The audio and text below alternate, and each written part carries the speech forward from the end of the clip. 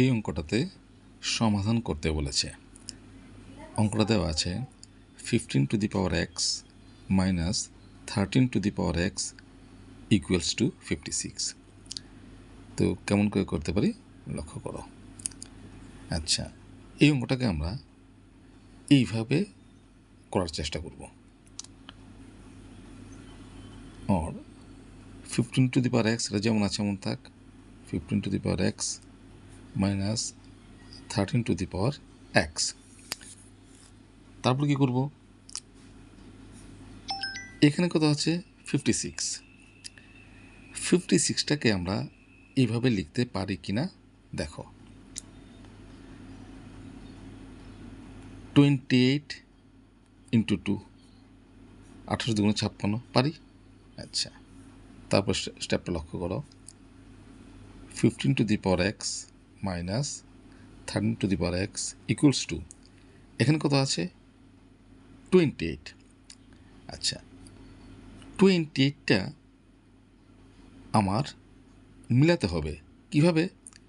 এখানে দেখো কত আছে 15, এখানে কত আছে 13। আচ্ছা, আমি 28-এর জায়গায় এটা লিখতে পারি 15 প্লাস 13, পারি কি না? 15 যোগ করলে 28 হয়, ইন্টু এখানে কত আছে 2 এর জায়গায় লিখতে পারি 15 মাইনাস 13, পারি কি না? 15 থেকে 13 বিয়োগ করলে 2 তো হয়।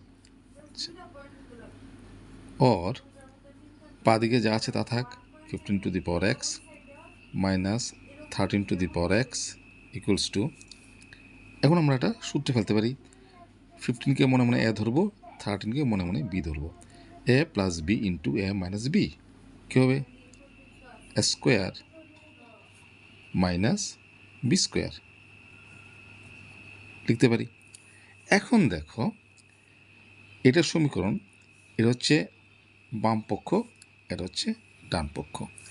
এই সমীকরণের বাম পক্ষ এবং ডান পক্ষ তুলনা করে কি পাই দেখো। এখানে কি আছে 15⁻x, এদিকে আছে 15 স্কোয়ার বা 15⁻2 মাইনাস মাইনাস 13⁻x 13⁻2।